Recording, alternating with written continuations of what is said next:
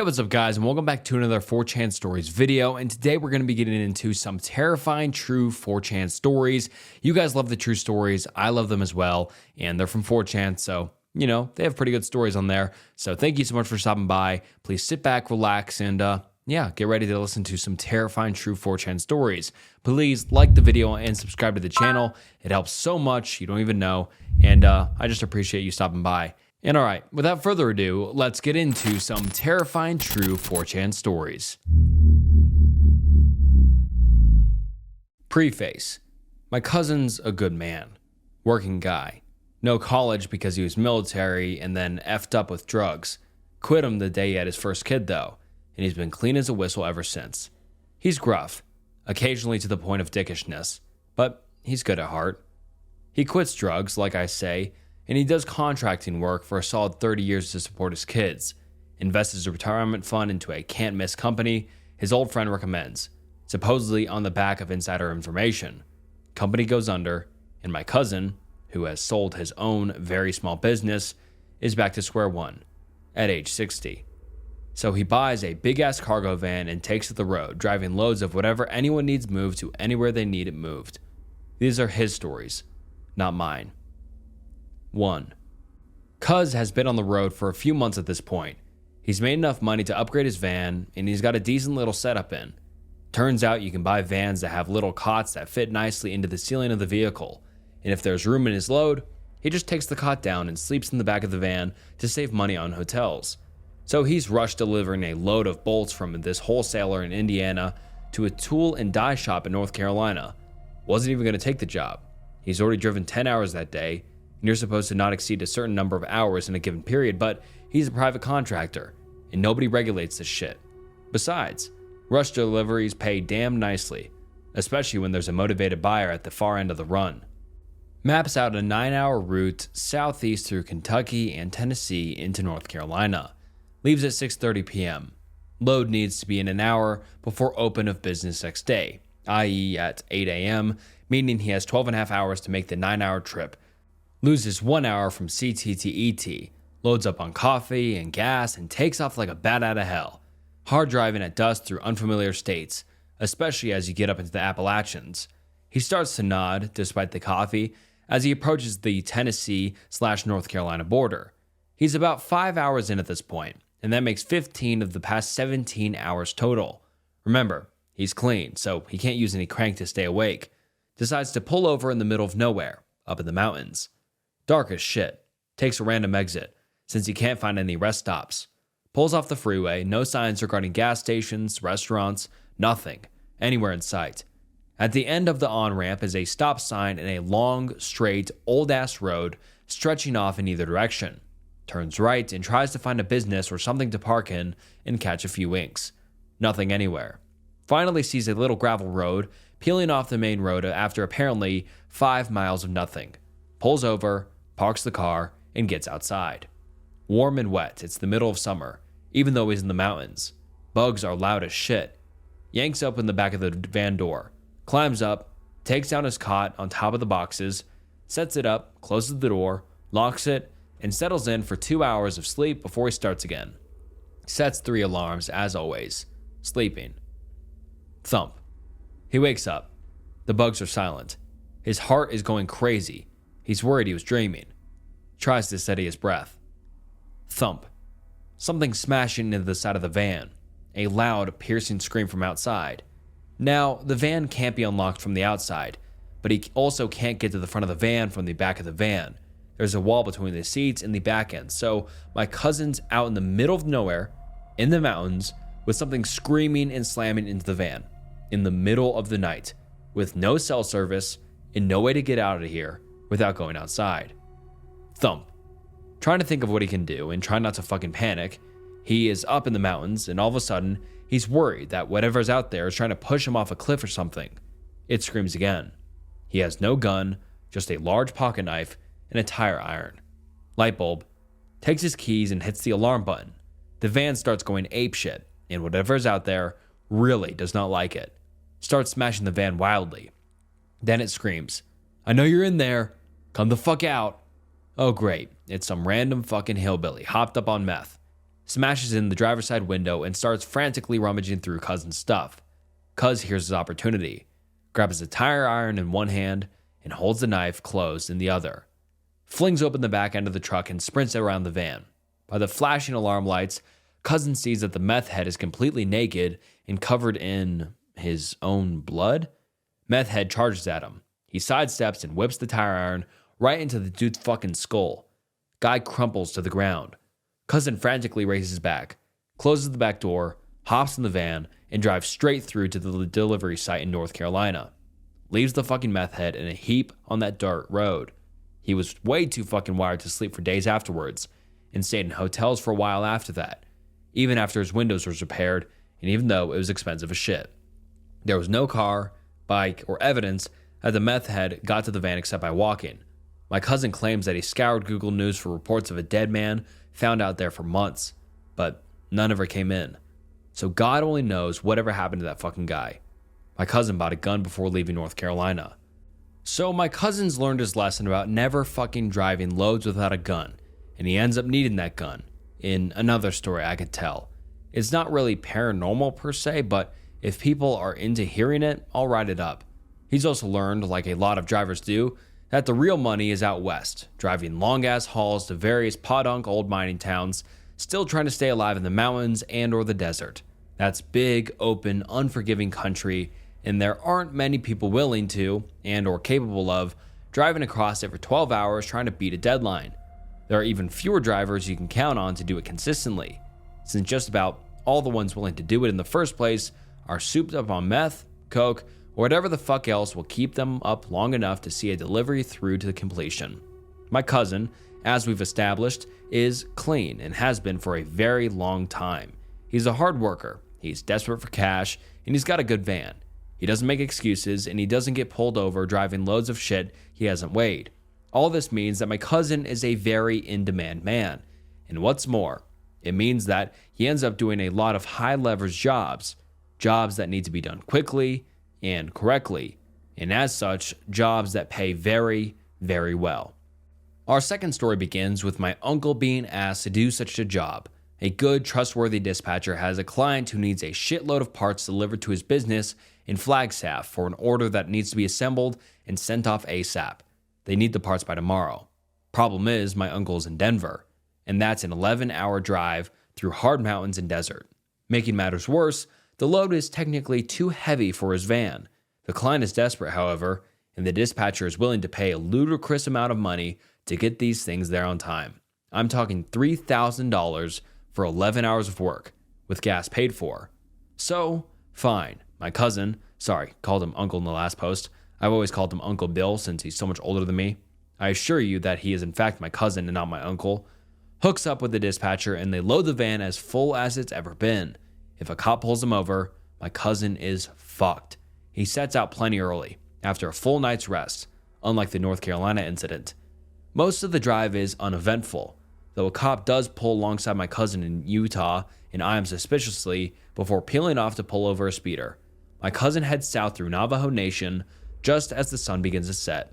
This is his first time in the nation, and he's going in with the darkness. Yes, you do know where this is going. It's creepy out there, in the middle of nowhere, my cousin says. He happens to just get the most beautiful night, stars as far as the eye can see. He feels like his van could just lift off right off that old-ass highway and float off through them. He's passing the time pleasantly enough, thinking back to time spent on the reservation back in the Midwest.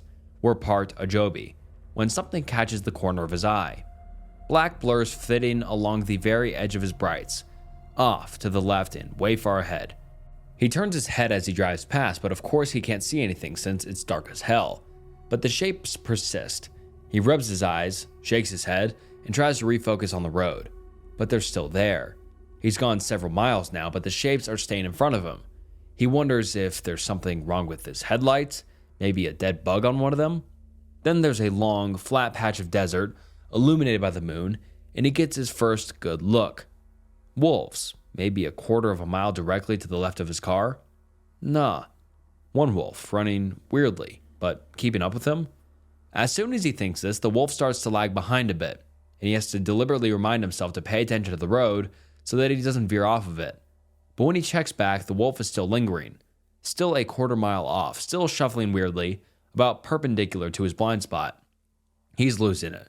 He decides, no fucking way, right? But the wolf keeps going. And then something happens, my cousin says, which he will never forget.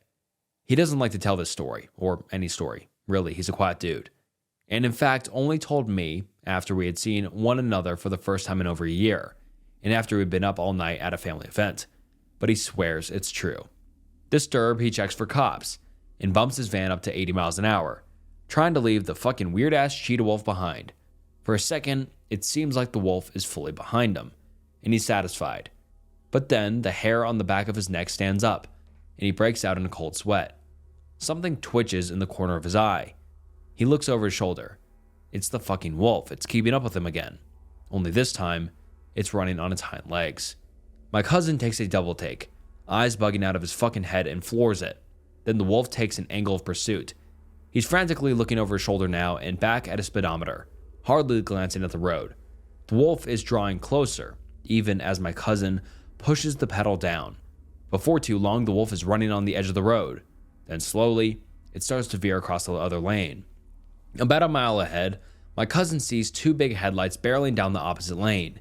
He decides he is going to do everything in his power to make sure that the semi hits the fucking wolf because he is in a full-on fucking adrenaline-fueled panic. Gulping, sweating so badly his hands are slipping on the wheel, breathing loudly through his mouth, the wolf keeps inching closer. Finally, my cousin flat out floors it with everything he's got. The engine whines, straining against the heavy load. The semi barrels towards them, and in the instant before the semi hits the wolf, blaring its horn as loudly as it can, the wolf is right next to my cousin's driver's side window. I've never heard Bill lie before. This is what he says happens. I don't know what to believe. It presses its body flat against the car, and it stretches into black shadow. Eventually, he swears, it takes on a humanoid form, with exaggerated facial features that it presses against his window. As the semi blazes past, it smashes its huge eyes and Cheshire cat grin flat against his window to the point where it fogs up on the outside. He can't tear his eyes from its eyes. It's the most malicious smile he's ever seen, and something feels wrong. Icy cold in the very core of him.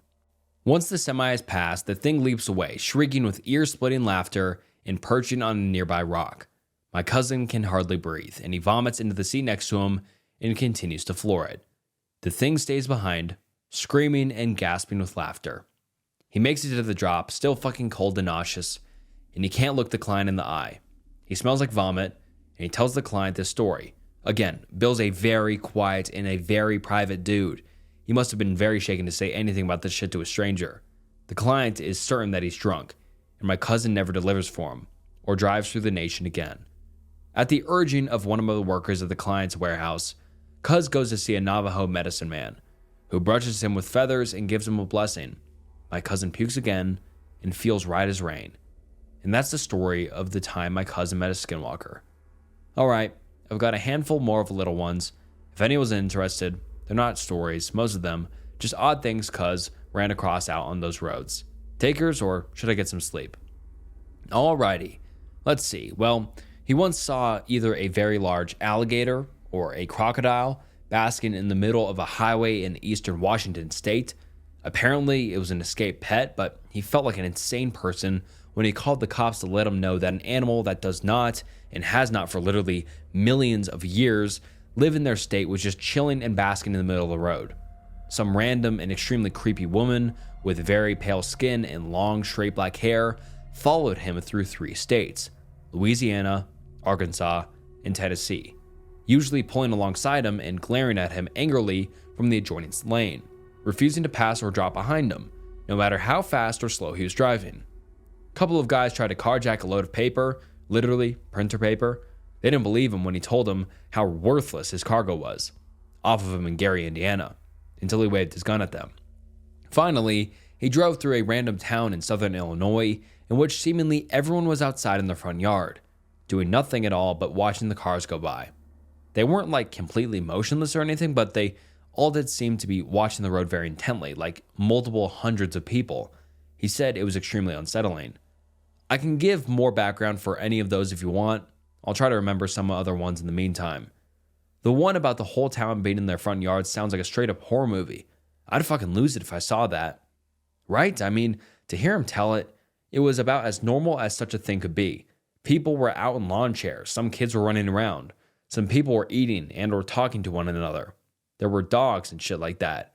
It wasn't like everyone was frozen, jaws agape, etc., but they were all facing the road and looking at it kind of expectantly. He said it felt like he was driving through the middle of an invisible parade. The lady one is legitimately spooked.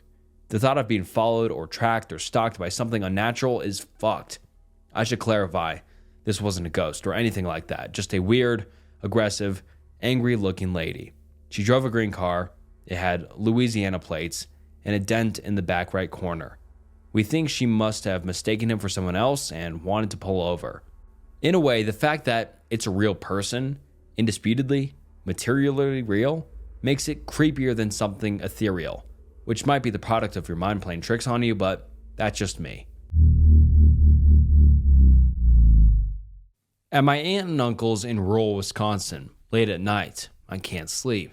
Go outside and have a smoke. It's October, so pretty chilly but no snow. Super quiet. Newish moon, so also very dark. They live on a lot of land that is relatively uncleared. Except for the house and some outbuildings, it's all trees and trails with a big boggy patch in the middle.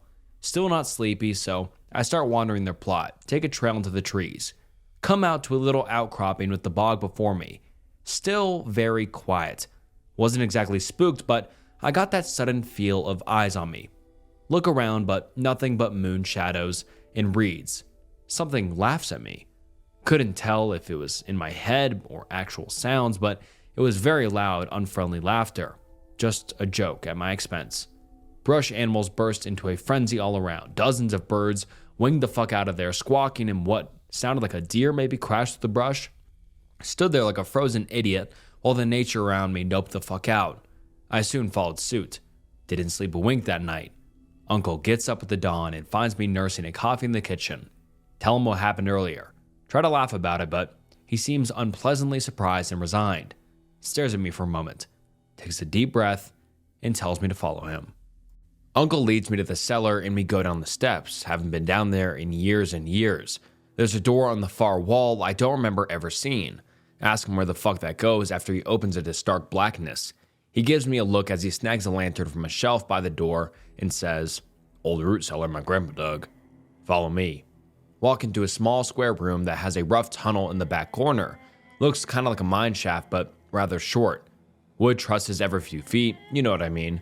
Tunnel isn't very long. We walk for maybe a full minute. Come to the end of the tunnel. A rough door. It's just a slab of old wood held in place by some cinder block along the bottom. We move it out of the way and step through into the gray dawn. I look around, blinking the dark from my eyes and adjusting to the light. Realize we're just a handful of yards downwind from where I had stood last night, overlooking the bog. Look at my uncle to see him studying me expectantly. This is about where you were last night, yeah? All I can do is nod. I hadn't told him where I'd heard the laughter. He starts telling me about his family first settled on this land from Norway. Strange sounds and things had always plagued the boggy area. His grandfather had done most of the building and clearing of the land, and had inexplicably died shortly after digging out the root cellar. He had apparently been obsessed with this root cellar, and had never allowed anyone but himself inside, not even to just grab a jar of pickles. After his grandpa died, my uncle and his brother finally went down to investigate the root cellar, and that's when they found the tunnel. At this point, he motions me to go to the back through the door, and we walk about halfway back through the tunnel. Here, at a slight bend, he stops, and looking at me, moves to the light close to the wall. There's a hole here I hadn't noticed on our way through the first time. My uncle, visibly pale now, and a slight shake to his hand, asks me if I want to take a look. Something in his voice tells me I fucking shouldn't, but I can't resist. I peer over the rim of this hole, absolutely pitch black, and the light seems to be swallowed by it in an off-putting way, like it's barely penetrating it. Oh shit balls, as I hear the same laughter again, but so much louder. Nearly break my neck spinning around to look at my uncle. His eyes are wide. He heard it too. Seems frozen in place. Against my very instincts, I look again. Eyes or something, dimly reflecting the lantern light back at us. Dozens of them. I stare in petrified fascination as a wet, fetid air seems to leak from the hole. More growing laughter comes with this stench. Something finally breaks within us, and we absolutely book it back up the tunnel and into the cellar. What the fuck was that? I yelled at him as we catch our breath by now, firmly slammed root cellar door. Uncle shakes his head. He has no idea. Said he hadn't been in the cellar himself since the day he and his brother had first investigated and discovered that. Over the years, he had tried to convince himself it had just been a youthful fancy. When I told him earlier about the laughter, it brought that crumbling down. He laughed shakily and says ignorance is bliss, but he felt he had to take him down there. I agree as I stare at the thick door of the root cellar. He tells me how, though autopsy had ruled his grandpa's death as natural causes, his grandmother had a different story to tell. According to her, his grandfather had been found belly up in the bog with his eyes scooped out and no other visible injuries. Apparently, the rest of the family at the time had reacted very poorly to this, but the grandmother had been the one to discover his corpse. At this moment, I recalled my uncle's brother had committed S-word, but I didn't know anything more than that. I hesitantly asked him about this. He looked at me a long while. Yes, he said. He was found dead of a gunshot wound in the chest, and no eyes. After this, my uncle actually started to cry, so we just got blind drunk that day after he called off work, and we have never spoken about that morning again. I gathered from some further drunken ramblings before I passed out that he's terrified he'll be found dead one day, with his eyes gouged out. He's still alive, and they still live there. I don't know what I'll do if he's found dead like that. Well, I guess since this is becoming more of a spooky camping thread, I'll post mine. Since it's kind of long, I'm not gonna green text. I was in the Boy Scouts until about 6th grade.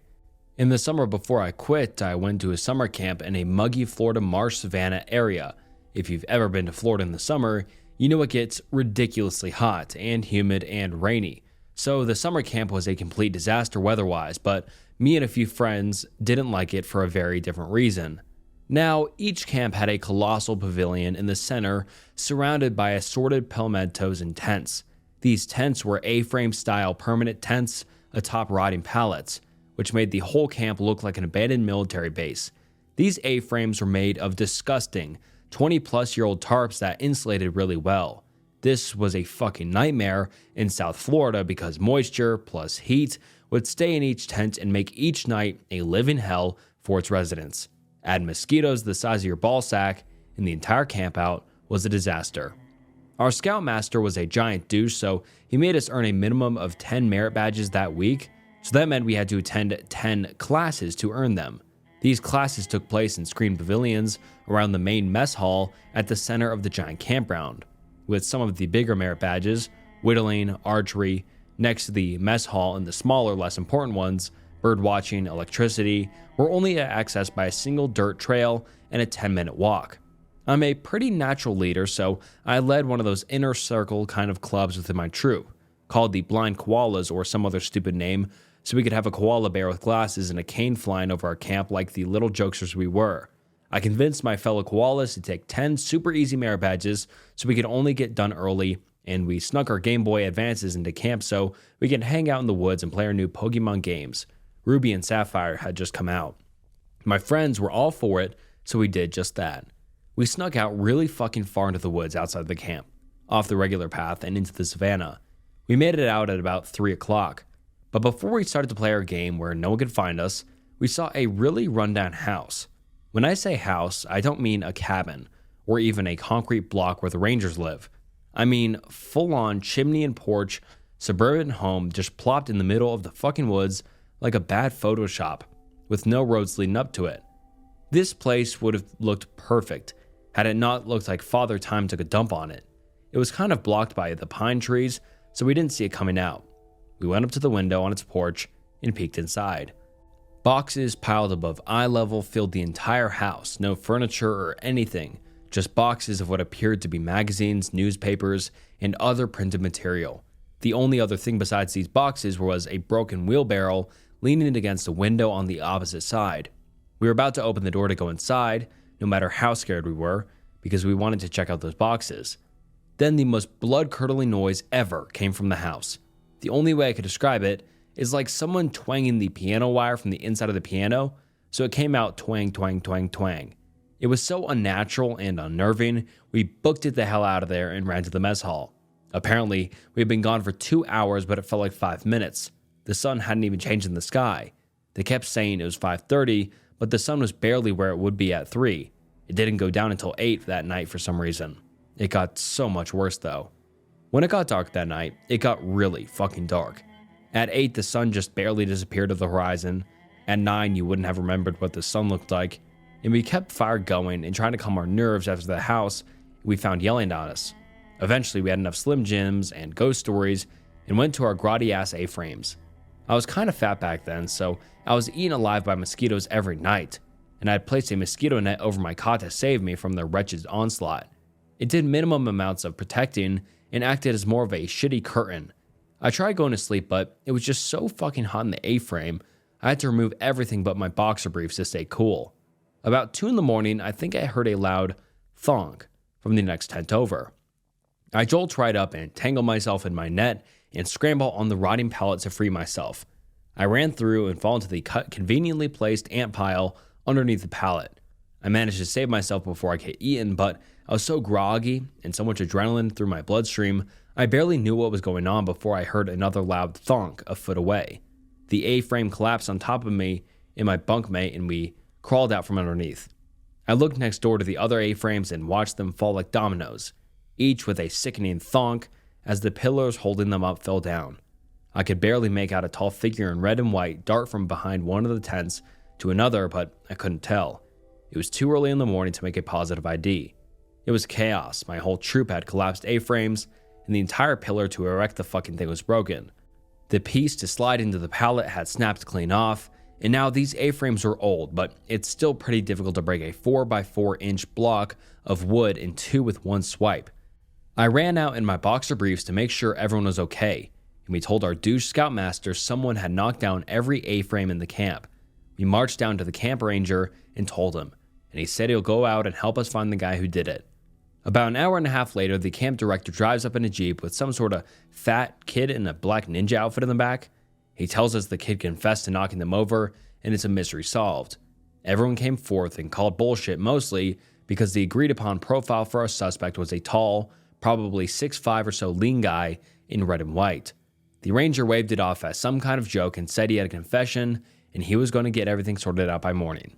We tried finding the house again the next day and couldn't find it. I was about to just shrug and say fuck it when my friend who was in the first A-frame to get knocked over came up to me at dinner on that last night. He was kind of nervous to talk to me and hasn't really been himself, and he told me he smelled something really fucking shitty before he woke up that morning. He looked up and saw the figure staring at him, and he thought it was the weirdest fucking thing. It was a person. It wasn't a spooky skeleton or anything, but the guy was really fucking tall, with lanky ass arms, and smelled like straight up death and shit. So much he said he could see the stink lines coming off of him. He said the guy was obviously quite old and gray, but the weirdest thing was that he was wrapped in bandages and a headdress, like a fucking mummy. A mummy in South Florida. I laughed it off and just told him it was some kind of asshole fucking with us. He just sighed and continued to eat his gloop. The weirdest shit didn't start until we came home from camp. There were 10 people who had their tents knocked over, excluding me and my bunkmate, and out of those 10, 8 of them had burglars clean out their place out while camp. Only me and the kid who thought he saw a mummy were spared. His house burned down a month later. The fire department saying someone had thrown incendiary devices into the windows at night while they were sleeping. Even though there were no broken glass or open windows, I guess the patterns here had to do with houses. Nothing has really happened to my house. I moved a couple months after dropping scouts, and the last I heard my old house was still there. I honestly have no idea what the fuck any of it means, but it's creepy as shit to think about. No one I know from that troop is still in it. They dropped it around the same time as I did. I heard we all dropped a ton of weight too. None of us were fat anymore, and I've been told I look too skinny now. Did we drop scouts for the same reason? Maybe.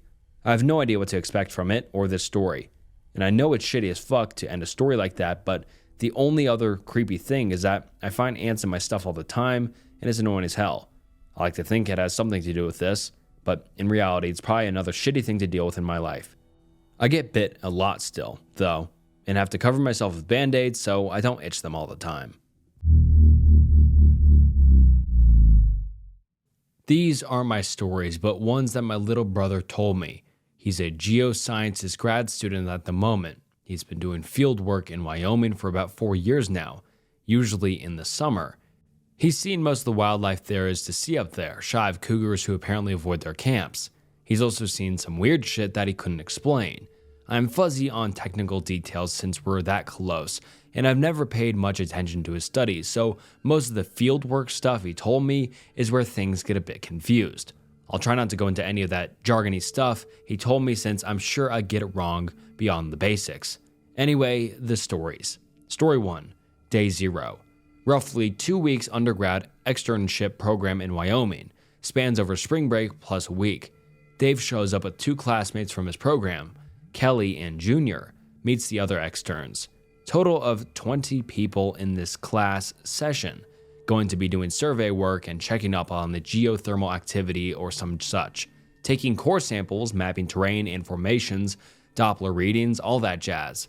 Students camping in tents, but there's a trailer to store equipment, a few outbuildings for cooking and showers, and a fence around the compound. Also 2 lanterns and semi-permanent shelter with concrete floor and tables. Rustic, but safe enough. Dave and Junior sharing a really swanky, big tent that got ditched at previous internship by an international student. Common event apparently, since they can't transport them home easily. Kelly plants her single near theirs in the rough circle of tents. Orientation time. Class divided up in 5 groups of 4 and assigned territory and tasks. Dave, Junior, and Kelly all in different groups. First night is pretty quiet, but cold as balls, and there's a light dusting of fresh snow the next morning. Day 1 through 3. Everybody's up before first light to get ready for field work. Groups split up and head off. Each group has a supervisor and are taken to their specific survey area in a truck by said supervisor. First few days of work goes as planned, no surprises. A bit more snowfall during the first half of the week, but no problem. Day 4. On the 4th morning, while they're eating breakfast, Kelly asks if the boys came and tapped on her tent the night before. Dave and Junior say no. They were wiped and went straight to sleep. Kelly says she woke up with someone tapping at her tent just by her head and whispering her name. By the time she got up and unzipped the flap, they were gone. They decide it must have been one of the group members trying to ask her about the previous day's data or the next day's work. Who knows, she decides to pursue it later when they go out to work. Day continues again as normal. Nighttime again. Dave and Junior shooting the shit before they're going to sleep. Hear someone tapping their tent at their feet before they go to sleep. Is anybody there? Hello? From outside the tent. Sounds like Kelly. They turn on the lamp, open up the flap, but nobody's there. Figures she went back to the tent. Light is on inside. Dave goes and asks her what she wanted. No response. No one is inside. Fresh snow again. Footprints leading away from her tent towards the lanterns. Dave assumes she just wanted someone to walk over there with her, since it's dark as fuck other than the motion lamps. He shrugs, heads back to his tent, and goes to sleep. Day 5 through 12. Next day, Kelly doesn't join them for breakfast and eats with her survey team instead. Don't get to ask her what she wanted. Dave feels weird all day and notices that his work team is really jumpy. One of Dave's workmates insists he saw a bear while they were in the field, and they decide that's why everyone is on edge. Some kind of primordial instinct can sense the predator lurking or some shit. Night rolls around again, and Dave and Junior are about to sleep when the tapping comes again. It's really dark. I can't see you. Come out. Kelly's voice again. Junior tells her, just a second, I'll turn on the lamp. They open the tent. No Kelly. Her tent isn't lit up. Footprints aren't clear because there's been no fresh snow all day. Fuck it. They go and tap on Kelly's tent. Light turns on and she chews them out for waking her up again. Again? Dave apologizes and drags Junior back to their tent. Dave tells Junior about the bear one guy saw at this mountain. Junior makes jokes about skinwalkers on the mountain, and they both go to sleep feeling a bit on edge. Day 6. Next morning, everyone in camp seems a bit out of it. People talking about the stupid pranks everyone else is pulling, and no one is getting enough sleep. Bearsider mentions Dave tapping on his tent. Dave mentions Kelly. 2 other guys both mention someone else entirely. Almost everyone reports some kind of mysterious nighttime visitor that wasn't there. They're starting to get a little bit paranoid, and the supervisors tell them to knock it off with the pranks. There's work to be done. The pranks continued for the rest of the trip, but no one was hurt, turned up acting weird, or went missing. People were just jittery and ready to get the fuck out of camp by the end of it all. Story number 2. Summer internship time. Sweet. Free day, so Dave and Mo, international student on his first time, go hiking. Pack lunch, Dave's gun, and bear mace. Head out into the woods. Beautiful scenery, fantastic views. They go do their thing and Dave is snapping photos to send his girlfriend back home. Suddenly, Dave notices Mo isn't beside him anymore. They're at the top of a ridge looking into a particularly picturesque valley. Lots of dense trees. Not a lot of visibility. Dave doesn't panic, figures Mo had to shit and stepped out of view. Starts calling Mo's name. No answer. Just echoes. Oh. Dave doesn't leave the ridge, but starts looking around for any sign of this guy. Nothing in sight, so he keeps calling this guy's names. Eventually, he hears 3 blasts from a safety whistle. Oh. Dave starts to backtrack the way they came, figuring that Mo turned around before him and got lost/went off the trail. Another 3 blasts, this time louder. Dave keeps following the sound, but there's no Mo. By now, Dave thinks something fucked up is going on and gets out the bear mace just in case. Apparently, he contemplated his handgun, but didn't go for it. He stops and waits to see if he hears any more whistles. Sure enough, 3 blasts, practically on top of him. Dave almost jumps out of his skin. Mo comes running down the hill out of nowhere and almost slams into him. Dave is pissed, almost bear maces Mo in the face, demands to know where he went. Mo is equally pissed and demands to know why Dave left him standing on the ridge all alone. They confer, and it comes to light that neither of them blew their safety whistle, though they both heard it. Both thought the other had wandered off the ridge and was calling for help. No more whistle blowing follows. No one else from camp was going hiking. Camp is isolated from normal camping areas or parks. Dave and Mo nope the fuck back to camp as fast as they can go, even though they'd planned to be out several more hours. Same summer internship story as above. Hiking with a different intern, Joey. Everything's going good. They're looking for a place to chill out and have some lunch. Find a little creek babbling away, only a few feet across and super shallow. Being geology geeks, they start discussing whether this should be on the survey or not. Outside target zone, but still possibly relevant because of water source, etc. After lunch, they pack up and start to head back the way they came towards camp. Except it's not the way back towards camp. It's almost like they found a loop or some shit. Keep ending up back at the same creek bed. After about an hour of this, they decide to just follow the creek bed for a while to see if maybe they just turned down the wrong paths. Stop when they find a weird little cairn on an island in the middle of this narrow creek. Geology geeks and rock hounds, so they notice the rocks don't match the area quite right. Pile of big chunks of limestone with a huge green quartz at the base, deer skull at the top of the pile with the antlers crossed under it. Bleached from exposure, looks brittle and old. Dave says they should go back the way they came because fuck that ritualistic looking horror movie shit. Joey agrees, but is weirded out mostly by the stones rather than the skull. No proper limestone deposits in the area apparently, and that kind of quartz is only in a specific part of the state. I wouldn't know, just repeating what Dave said here. They go back the way they came and finally get back on their trail properly. Dave tells me he thinks whatever built that pile of rocks and wanted them to see it before they left, like it was warning them to stay out of its territory or something. Dave and Joey went hiking another day with Mo, but couldn't find the creek or the cairn a second time. Dave was relieved because he just didn't want to go back, but after the first hiking trip, Mo said he was curious. Story 3. Through stupid circumstances, Dave gets separated from his work crew in the field, middle of fucking nowhere on the mountain, realizes he's lost. Fuck shit, damn it. He's a map and GPS and all the safety gear he should have, but nothing is working quite right. E.g., compass is stuck and won't rotate to face magnetic north. GPS claims to have no signal. Phone likewise has no signal and went from 80% charge to 5% in about 5 minutes. Fuck this shit. Fuck it to hell. Against better judgment, he decides to try and find his way back. Dave tries to backtrack, but can't seem to go in a straight line. He finally sits down and considers blasting his whistle to see if he can get attention from his group. Right as he's about to blow that whistle, a fuck-off huge raven drops down from a tree onto a rock formation a little ways from him. Raven puffs up real big and flies a few trees off with that croaky cawing noise they make. Dave's impersonation of the sound cannot be described with text, but it's hilarious. Stops and puffs up again watching him. Dave says he doesn't know why, but he decides to follow the raven.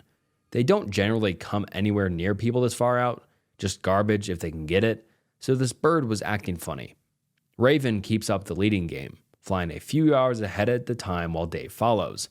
After about 30 minutes, Dave starts to recognize the terrain. After 45 minutes, he's almost back to the survey site, and the Raven is gone. Didn't fly away, just disappeared when he looked away for it for a minute to get his bearings. Most of the other stories he told me weren't supernatural at all, just a bit eerie. He and his work crew ran into a bear face to face during summer once, at a distance of maybe 10 yards. It just looked at them for a few minutes and went back to rooting around and doing his thing. They also had a pack of wolves show up and check out their perimeter fence another time. Nothing malicious, just curious and probably had smelled food or the like. They didn't come back. He had a couple of other spooky stories that were pretty bland. Things like his team encountering a guy in the woods while there were no habitations, and he wasn't carrying gear like a camper or hiker either. He looked a bit like a farmer who just strolled out of his field into a dense tree line. There was also a guy who got attacked in a lake while everyone was fishing. They decided to take a break, so he went for a swim. Had a huge row of bite marks in his leg, but they couldn't say what it was that did it. Eventually put it down to some kind of introduced garfish and called it good. Nobody went swimming for the rest of that trip though. Mind if I ask, where in Wyoming? I currently live there and would love some spooky adventures. I'll shoot him an email to ask since he didn't really say at the time. I went through his Instagram just to see where he took the photos during the periods the stories are from, and most of his vacation photos from before and after each period of internship are in Idaho or the northwest portion of the state, so I'd assume his survey trips were probably relatively close to that area as well. He got back to me and was a bit vague about Wyoming. He mentioned Cody, but otherwise was all over the state. He'd also done more trips than I thought. He's up to 9 and may be going again this year. He said he's also done trips to Montana and Idaho for survey stuff, and mentioned Elkhorn, Big Hole River, Idaho, and the Tobacco Root Range, Montana. He also sent me a photo of all the tents left behind by students on these trips, set up in his yard. He now has a total of 9, plus the one he bought originally for himself years ago. There's been months without any relevant happenings, so while we wait, anyone has any night shift stories to tell? It's a small field, but not many people know how haunted most libraries are. Be me, worked my way up to library manager, managed 3 libraries thus far, board of supervisors, district manager, etc. Always tell you what's up with your branch shortly after taking the job. Current branch is pretty fucked. Female employees, 90% of the workforce in the field, and my library suffers the most. Angry noises affect one employee, accuses her teammates of pranks, stomping around, doors slamming, men shouting, etc. all in the back room. Another female employee has been locked inside the bathroom with the lights thrown off, sink turned on when she was in there, heard her cry for help as staff bathroom on other side of manager's office. Door was locked and required my master key, the only key that can lock the door from outside. Obviously, I was not responsible and would never do this. Public restrooms are a no-go for any female employees. They are open and closed by me and me alone. Stalls will slam in sequence, lights will go on and off, diaper stations spontaneous fall open. Most libraries keep a second incident report log. This is usually very private and quiet. We know these as unexplained phenomena logs. We are usually county and local governments, so staff safety still needs to be ensured. I've had to close the branch one day. County maintenance guy and myself fabricated that the power was lost to the facility. Not true. We flipped the breakers as proof for when my opener arrived. Truth is, it was a mess inside the building. Books were literally everywhere, as if someone had a grudge had broken in. Workstations and service counter, a mess of unloaded staplers, pencils broken into dozens of pieces, and our copier bulb was burnt out after running all night. Pages photocopied were of the ceiling above the copier. More? More. OP just likes to fuck with employees and won't admit it. Absolutely. More it is then. This last winter, 2020, Board of Supervisors decided that operational hours needed to be extended. To make up for the doors being closed during the Great Kufening, geniuses decide that the branch will be open from 10 a.m. to 9 p.m. Yes, that way we can serve the exactly 0 people wanting books at night in the snow and cold. No female employees, closes during the winter nights anymore. Our hours have changed to 6 p.m. extended hours. This is that reason why.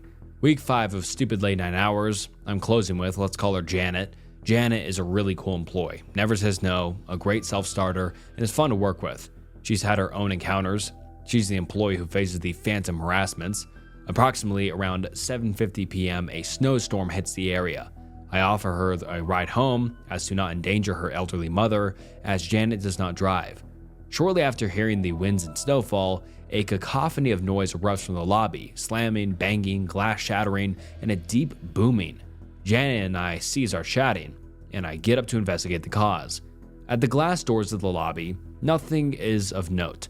The front doors are closed, light is on. I enter the lobby. I've taken about 4 steps from the glass doors to the closed front doors as the glass doors slam behind me. I turn, expecting to see Janet. She's not there. Turning back towards the front doors, the right wall with our public bulletin board begins dropping flyers one by one. The tacks remain in place. I stare dumbfounded as the bulletin board sheds itself nude. In this lobby, there are 2 doors to the left that are the entrance to our public meeting room. The meeting room doors slammed on their locks rhythmically, pound, pause, pound, pause, pound, pause. I jolted at this, but stared in shock as the blackness in the room is all that could be seen through the door windows. The light in the lobby started to flicker out of sync with the pounding, and at this point, I'm finished with this. I've heard things and I've seen things, but this is my first truly wholly unexplained experience in this branch. I make a deliberate walk to the doors leading into the library and walk back inside. Janet is not at the customer service desk. I was unnerved by the experience from the lobby, but something about the familiarity of the library interior made her not at the desk okay. She was more than likely just shelving. Sure enough, I hear the squeaking of a book truck. After a single use, they all begin to squeak. I step into my office to check my emails once more and finish a flyer for a children's program we are planning for the holidays. As I type, I hear squeaking of the truck, then a pause. I'm thinking that, indeed, Janet is shelving in the stack somewhere. After about 10 minutes of my working, and the sound stopping and beginning of the book truck, I decide to go back to the main library and see if Janet needs assistance in finishing. The book truck is right in front of my open office door, completely void of any library materials, placed directly in front of the open space, so that I must move it to venture forward. I move the cart and briskly make a tour through the library. I went through every shelf bay and checked our teen room. I hadn't heard Janet walk by with the book truck, nor had I heard her out of the floor.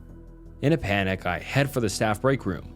A sinking feeling washed over me that potentially the noises in the library were a distraction from some sort of bad guys who've entered the library through other means. The staff break room lights are off. I turn them on. The small room is empty.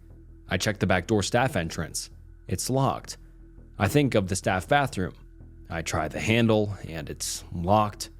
I knocked. Nothing. I knock harder, saying Janet's name. Nothing. I take the master key and unlock the door. Janet is on the floor of the bathroom, crying her eyes out, mascara all over her face. She looks up wide-eyed and grabs me around the waist, absolutely delirious, saying my name and how she was trapped. I bend down to comfort her, asking what the fuck happened. I help her up and we sit at the lunch table. She's shaking as I bring her a box of tissues. When I had gone out to source the noise, she had waited more than 15 minutes for me to return. I stated that this wasn't possible, but she cut me off. She had gone up to use the bathroom. She did her business, washed her hands, but the towel dispenser didn't work. She tried a few more times, but decided to exit the bathroom and use the towels in the kitchenette. The door wouldn't budge. She tried over and over, but the door was locked. She began pounding the door and yelling my name. Frantic now, she became more and more terrified of her situation. That was when the lights went out on her. She felt around quickly for the switch, but no matter how many times it went up and down, the lights would not come back on. The sound of footsteps echoed on the tile floors. She said it sounded like 3 people were in there with her. This is when she began to cry. She was just waiting for the moment something or someone would shove her, push her, or run into her. She curled up in the corner trying to make herself as small as possible. She covered her head, but after just a moment, the footsteps stopped. The sink came to life, gushing water, then it turned off, gushing water, then off again. On the 3rd time, it began to just drip, each drop becoming louder than the last, until, as she stated, the sound began to hurt her ears. It was then I arrived. When the lock turned over for my key, the lights came back on. I profusely apologized to Janet. However, I'd been on the opposite side of the wall and heard nothing. I swore if I would have heard her, I would have been there in seconds. Janet wasn't okay. Of all the instances of these experiences, this had been the worst. She refused to be left alone, and the two of us traveled around the building and stayed close. I believed her story, but the time issue was nagging at me. Currently, the time was now 8:20. I checked my PC clock at my workstation when I returned from the lobby and floor, but my time added up. Something about this was odd and terrifying. With only 40 minutes left of being open, we remained at the service counter watching videos to calm Janet down. Though frightened myself at what she told me, I needed to remain calm and in control for her sake. What happened next still gives me the chills. The ceiling of the library is an enormous labyrinth of beams and crossbars. Like a cathedral vaulted ceiling, the beams began to creak and moan as if a great weight had been placed upon them. "Oh shit, must be the snow," I stated. As I finished the last syllable of snow, I was struck on top of the head. A DVD case had fallen from the beams. I looked up, nothing there. Janet begins shuddering and sobbing. The creaking and moaning becomes louder and slower. I rose from my seat and beckoned her towards me. The DVD and Blu-ray stacks started to shed materials from them, in 1s, 2s, and 3s. DVD and Blu-rays fall from the shelves. "We're done, we're leaving." Quickly, we headed for the back room and grabbed our coats, making it to my vehicle. I started the engine and drove to the entrance. I locked the doors, and we left for the night. I recorded the incident and informed the county library manager of what had transpired. The building was a mess in the morning. In addition to the visual media, the children's pictures books, nonfiction, and half the adult fiction were completely removed from their shelving. I contacted Janet, asked her how she was doing. She was thinking of quitting. She had never felt so helpless, powerless, and worst of all, afraid. To be honest, I begged her to stay. She's a fantastic employee, and she still works for me. However, female employees do not close or stay after dark. We do not have a lock on the bathrooms now. A sign that says occupied and vacant is on the outside of the door. It needs to be flipped. Obviously, employees must additionally knock. Closing shifts are for male employees only. For some reason, our unexpected phenomena are limited to slamming doors and flickering lights. I have more stories if anons are interested from this library and others. This is where the public restrooms are located. The light flickering upon taking this photo this morning. As previously stated, female employees do not pass this point and either lock or unlock these bathrooms. Would enjoy more stories, lad. Very interesting stuff. Attached are the beams and rafters. And so why do you think this is happening? What causes libraries to be spook hotbeds? Why isn't this a well-known investigative phenomenon? I couldn't say. My guess would be potentially gathering so much information, so many stories in one place, becomes sort of a magnet or beacon for the unexplained. Like I said, maybe not well known to the public, but certainly well known in the field. For instance, no one doubted Janet or my report that went into the logbook. District manager and board of supervisors were very apologetic, as was I. I'll post again tonight if thread is still live and there is interest. Very much interested in more. Bump. This is top-notch material. It's possible that ghosts are drawn to libraries because they're relatively quiet, and being a ghost doesn't seem like a very fun experience. Plus, they're often located in places that are S-word hotspots, high schools, universities, etc. So the ghost might wander back to the place they last felt comfortable. Epic. The returning to where they were last comfortable thing makes sense, especially for mentally ill S-word loner types. Let's think for fun. Libraries are public places. It's not many places that are open to anyone and are on the same time, or indoors. The fact that so many different people with different goals and ambitions use libraries could really be a detrimental factor. Perhaps it's because of all the different sentimental phrases people go through in there. That creates a focal point of energy. Libraries contain lots of info. Maybe the sheer amount of knowledge contained in physical form attracts paranormal energy. Libraries contain lots of art. Every book is an art piece by its writer. It probably carries a lot of sentimental value with it, and that attracts energy. Or perhaps ghosts, having no other way of having fun, gather in libraries and pass time by reading the books as living readers turn the pages. They also get funky and start playing pranks on the employees at night hours when their boredom can no longer be cured. And all right, guys, that wraps up some terrifying true 4chan stories. And these one were, a little bit paranormal. And you guys might not like that. You guys have gotten mad at me before saying that I want fully true. Well, these are true stories from people. I kind of believe in, paranormal stuff, kind of like skinwalkers. I think creepy stuff happens, unexplainable stuff happens. And, in all honesty, a lot of the true stories are so utterly boring. So I go for a little bit of the out there ones. So debate in the comments if you think it's real or if it's true or not. I think it's true. I think these are true stories by people, especially when they have proof like the last one here with the pictures and stuff. Super creepy. I got goosebumps reading that story. And hopefully, you got some goosebumps too and you thought it was entertaining. I appreciate watching to the end of the video. You guys are the best. Thank you so much for sticking around. Please like the video and subscribe to the channel. It helps more than you'll ever know. And that wraps up today's video. And this was Snook, and I'll see you next time. Bye.